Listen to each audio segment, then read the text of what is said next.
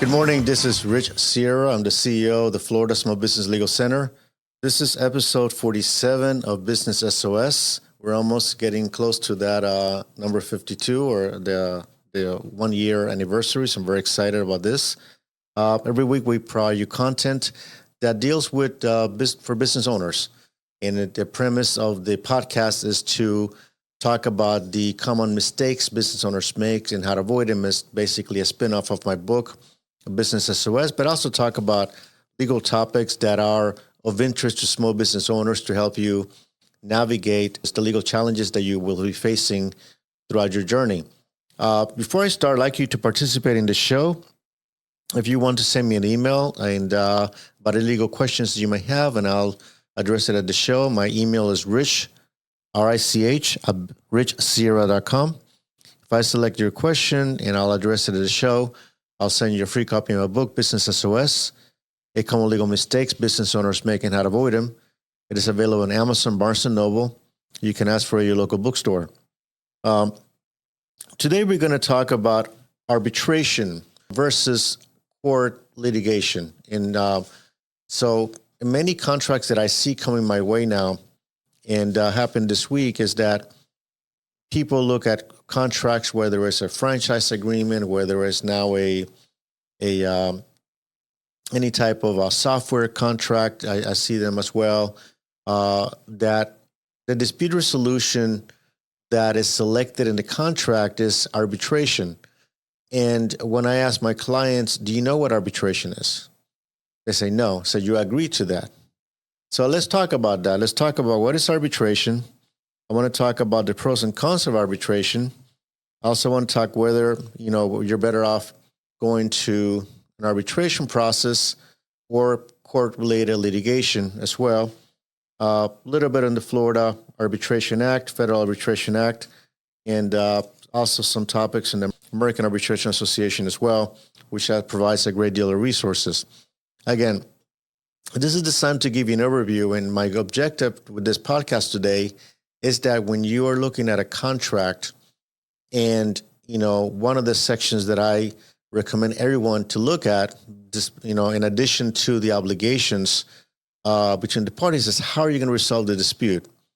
So if you see, the matter is going to be resolved through mandatory arbitration, at the very least, I want you to understand what that means and not gloss over it and understand, okay, what is arbitration, how this is going to get resolved. So what is arbitration? Arbitration is a form of alternative dispute resolution. The analogy that I give to my clients is basically it's like a private court, because in essence, it's what it is. So you basically choose not to go through a traditional court system, whether a circuit court or federal court or district court, and instead of putting your case in the public, which will be in this case in a court system in your state, in Florida in this case, or in the federal court, you choose to go to arbitration. And in this particular case, you can have a retired judge that could be an arbitrator or an attorney who's a qualified arbitrator. I myself a qualified arbitrator, although my practice, I do not practice in that area, but I became a qualified arbitrator many years ago to understand the process as well. When you hire this arbitrator, then that arbitrator will take over the case. And the arbitrator becomes the de facto judge of this case, and then this arbitrator will set the agenda for the case.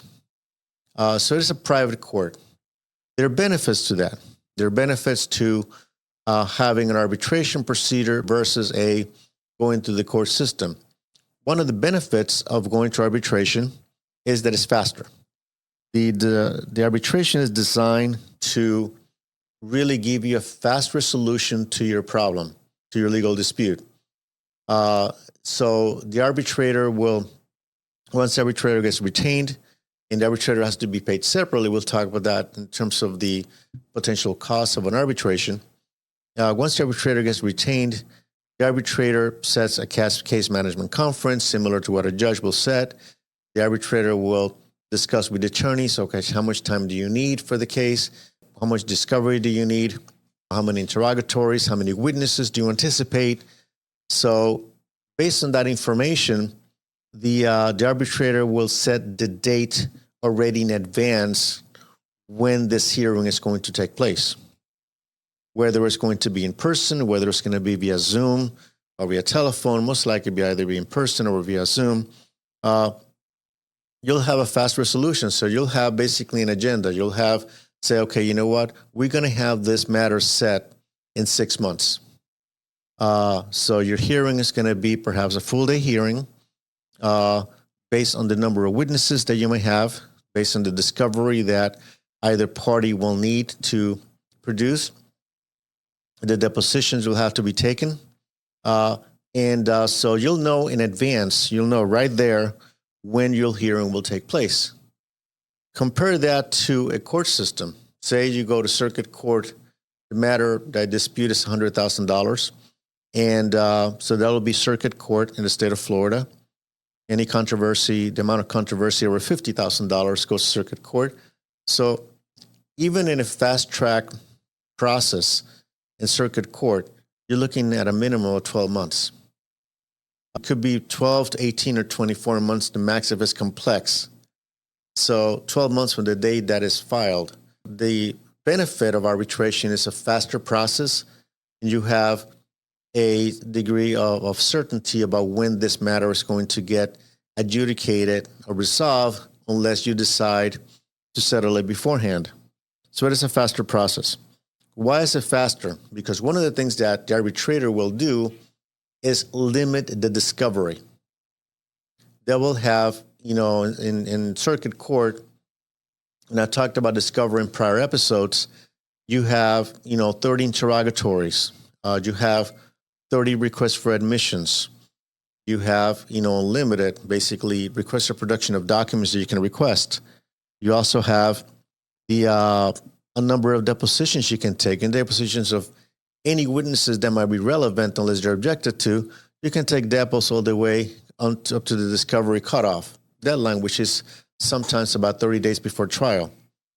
So it can be overwhelming, and you can continue the discovery process. So an arbitrator will say, okay, how many interrogatories do you need? So he might say, okay, I'm going to limit it to 15 interrogatories each of you, each party. I'll limit it to 15 requests for admissions. You can do, 25 requests for production of documents. I will give you, certain deadlines to, how many depositions each of you need. You're not going to have unlimited depositions when you have a 6-month process, for example. So he'll ask the parties, okay, obviously the parties have to be deposed. And how many witnesses are you anticipating to bring to the trial, to the hearing, in order to prove your case or defend your case? So he might limit, 3 depots each side. Okay, and if anybody needs more additional depots, you can always ask permission to the arbitrator to request why you need that additional deposition, whether it's newly discovered evidence, where there's somebody that was not identified initially. You can always ask for more, but initially the process is designed to limit, to really compress the process, and so it does not become, a never-ending process of depots and discovery and motions. So the arbitrator will limit, okay, you'll have this particular day, you can have what is called dispositive motions. Motion for summary judgment will be done by this particular day. Mediation, and the parties can go to mediation, say 60 days before. So it'll be a very, very strict calendar that the arbitrator will impose, and it's a great idea. Now in circuit court, we see that right from the very beginning, that, when we file our lawsuits, there's a case management already established that we send out with our pleadings, with our summons, that the court is anticipating that from the time of the filing, when this case is going to be most likely be adjudicated, could be 12 to 18 months. And then the court, on its own initiative or through requesting by counsel, we'll set up a case management conference, right, pretty much within the first 60 days of the case to kind of begin to have finality, which is good. You're in a business dispute, whether you're being sued or you're suing, you want to get this resolved as soon as possible, simply because you're not in the business of being in lawsuits. I mentioned that the speed is a benefit of arbitration, confidentiality. Everything that happens in arbitration with respect to discovery, depositions, everything, hearings, all that is confidential and does not show up in the public record. There's flexibility. Parties have more control of the process. In this case, you get to choose the arbitrator unless the contract says the arbitrator will be appointed by a panel or the actual service that you utilize, like the American Arbitration Association is one of them. You get to choose. You get to look at the resume of the arbitrator. You get to hire this individual. And it's also expertise. Sometimes you get to choose the arbitrator by their expertise. In the case of circuit court or any court proceeding, you don't get to choose your judge. The judges get rotated randomly, and you're going to get a judge assigned to the case. In terms of cons or in terms of disadvantages of arbitration, the cost. The arbitration will be expensive. When you don't, you pay your filing fee with the court. That's all you pay. That's all you pay the court system to adjudicate your case. From the very beginning all the way through the end. There's one filing fee. When you are hiring an arbitrator, you're basically hiring a private judge. So this judge will have to be paid hourly, sometimes daily. Could be rates over $600 an hour or more. It could be, it's divided between the parties. If you use a service, and I mentioned the American Arbitration Association, there's also another one called JAMS. You have to pay management fees, case management fees to that service to manage the case. And that's all paid in advance. So I'm just giving you an example. And recently I have reviewed an arbitration award that one of our clients received. And the legal fees in this particular case exceeded over $70,000 just to the arbitration. This particular case had an arbitration panel of 3 arbitrators. So, it's just one of the disadvantages, if you will, of arbitration, that it can be very expensive. You have to look at that. Also, disadvantage, limited discovery. As I mentioned before, there's an advantage to that, but a disadvantage of that.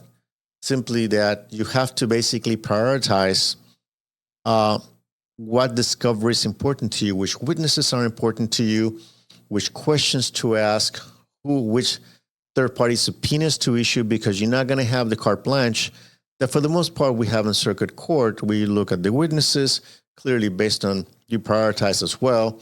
You have a little bit more freedom, more flexibility when you are in circuit court. And then when you're in arbitration, that will be limited. It is limited by design in order to shorten the time and get this to a faster conclusion. One of the things, what happens in the arbitration hearing? So let's talk about that for a few minutes. So you have a hearing similar to you have on a trial. You have your arbitrator, you'll have your witnesses, you might have your opening statements. The arbitrator might request some initial opening statements to be done in writing. So that way the arbitrator has that information available to him or her or to the panel. And you present your case to one individual, which is also to the degree it's a disadvantage because there's no jury trial here. It's only one individual who will make the decision in your case. But in this case, you voluntarily agree to those terms. There's no such thing in Florida as mandatory arbitration. So you can go to arbitration. There's mandatory arbitration. I'll take that back, but it's non-binding in the case the judge requires it. Okay, but that's a different conversation altogether. But for the most part, you're not going to be compelled to go to arbitration unless you agree to do it. So you agree to those terms. You agree to one individual to make the decision on the case. You're not going to have the benefit of a jury trial in this case. One individual to present your case. You have your opening statements. The petitioner, the plaintiff is presenting the case, going through witnesses, just like you do in a court of law. The arbitrator, basically, it is the judge. So regarding any type of objections to discovery, objections to witnesses, objections to the type of testimony, it's up to the arbitrator. And those are not appealable.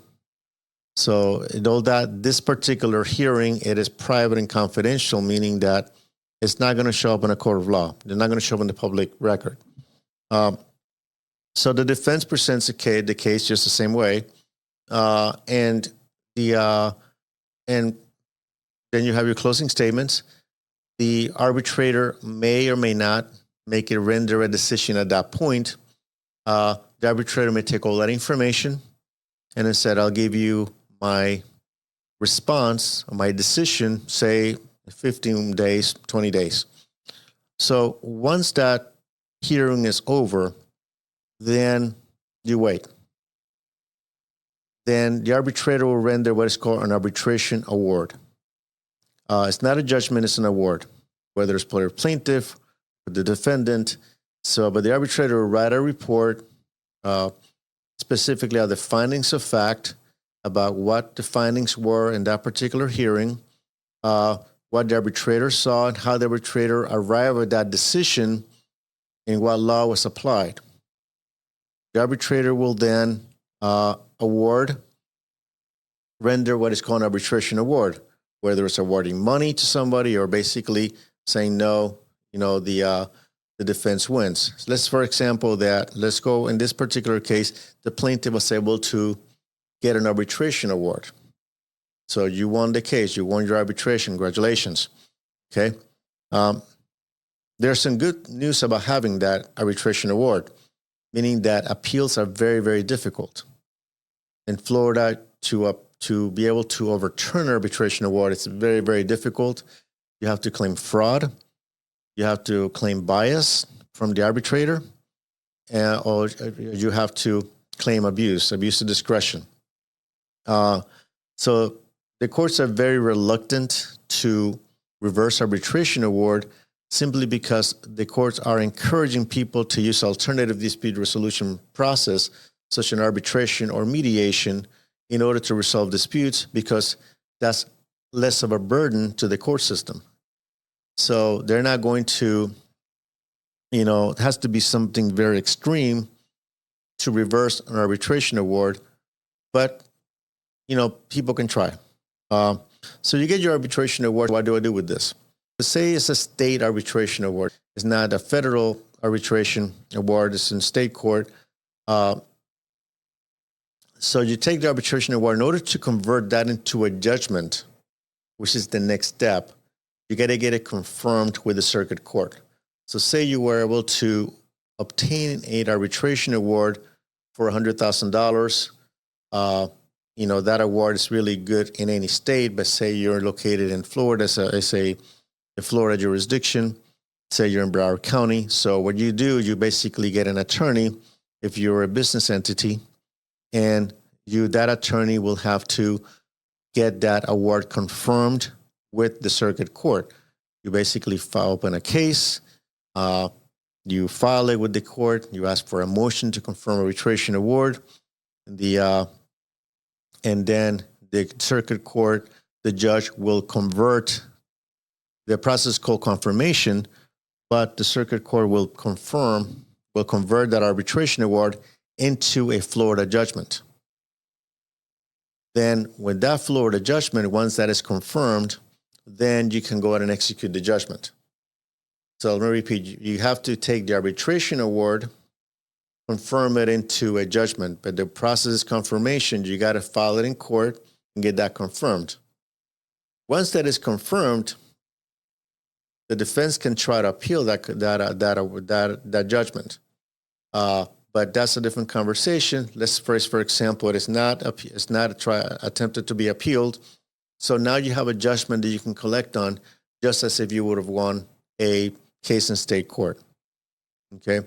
If you're in that process, you're in the process of arbitration, my recommendation is to get legal counsel and not to navigate an arbitration by yourself. Some people attempt to do it by themselves. Sometimes they're successful, but arbitration processes they're just as difficult as going through court. In fact, in some cases, can be a little bit more difficult to navigate because there's more flexibility from the arbitrator to choose what to do, whether it's discovery, whether it's motion practice.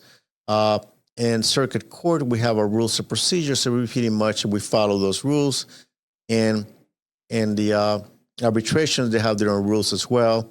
If you go to the American Arbitration Association website, you'll see, go to rules and procedure, they have their own rules, so you follow those as well. The Florida Arbitration Act, Chapter 682, has rules as well. And also you have the Federal Arbitration Act as well that has the procedures as well. So, it's something that if you're not familiar with, you're not practicing that area, it's not something that I recommend that you do on your own because you can make mistakes. And in an arbitration, if you make a mistake, it's going to be more difficult for you to overcome that because you, for the most part, will not be able to appeal the decision of the arbitrator. In circuit court, you have motions for reconsideration. There are a number of things that you can do to try to fix mistakes. In arbitration, you might not have that option. It's a more compressed time to do it, but also you have less options to try to reverse that. So I just wanted you to keep that in mind. Let's talk about if you're in a situation that you are in a business dispute and then you have to select an arbitrator. My recommendation first is get counsel because a lot of times the attorneys know who the arbitrators are, know somebody from the panel, but look at their resumes. All the arbitrators have resumes. Look at their experience. Look at their expertise, whether they're attorneys are practicing in that area or they're former judges that are retired. And they tell you that all of them have resumes as well. And so that selection is very important. The key here is that both parties have to agree to select the arbitrator.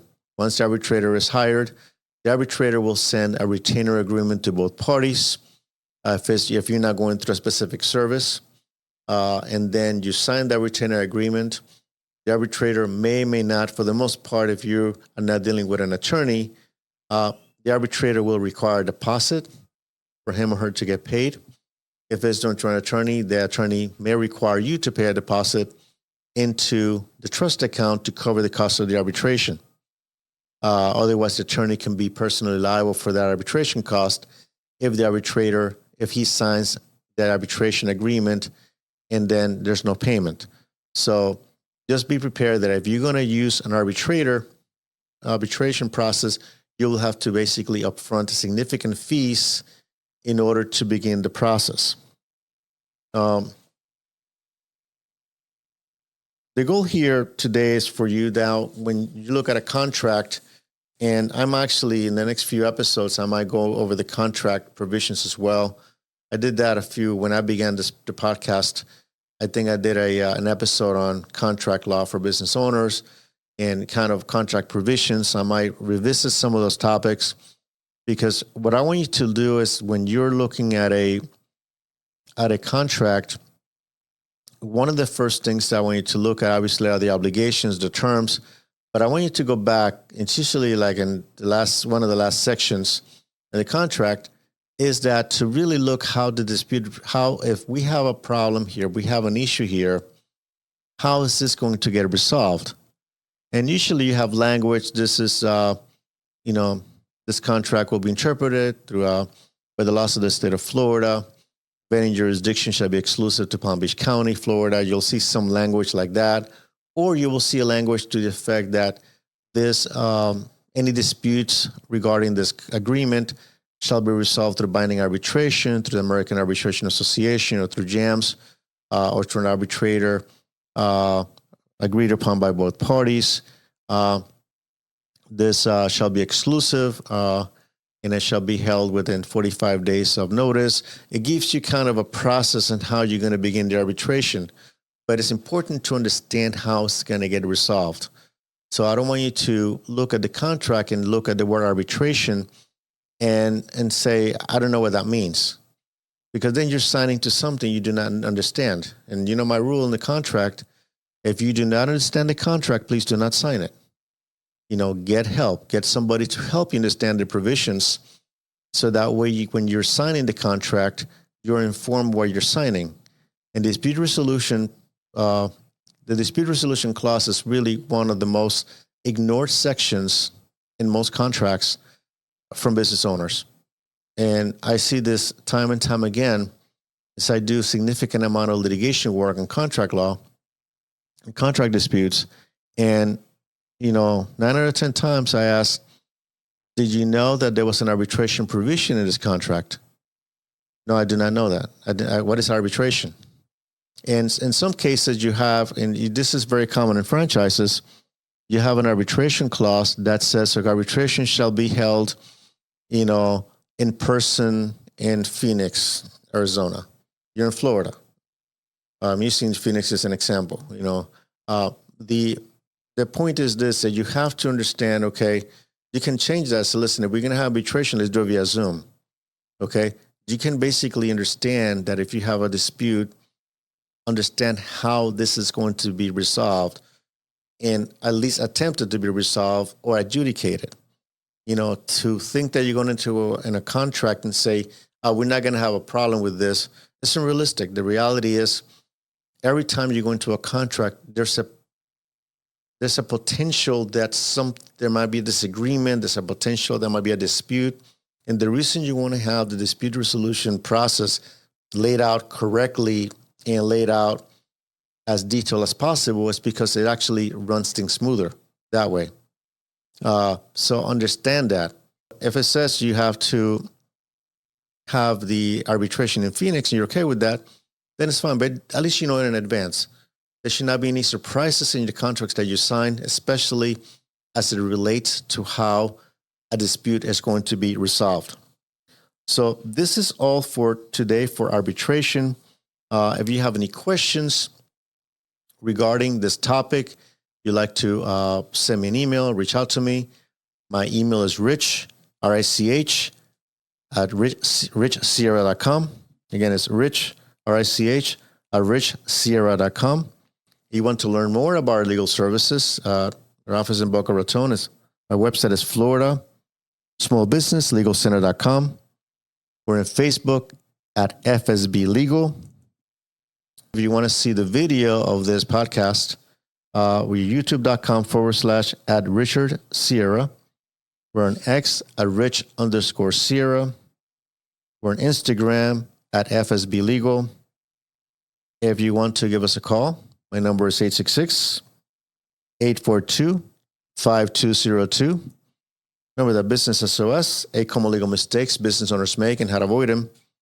It's available on Amazon, Barnes & Noble. You can ask for your local bookstore as well. If you like the podcast, please follow us. I appreciate a 5-star review and some comments. That helps the podcast grow through the various podcast channels. We're on Apple Podcasts, Spotify, wherever you enjoy your shows. Same thing with our YouTube channel. Please subscribe. Leave a comment. I'll respond to the comment as well. Until next week, this is Rich Sierra from the Florida Small Business Legal Center. Remember that my goal is to help you succeed.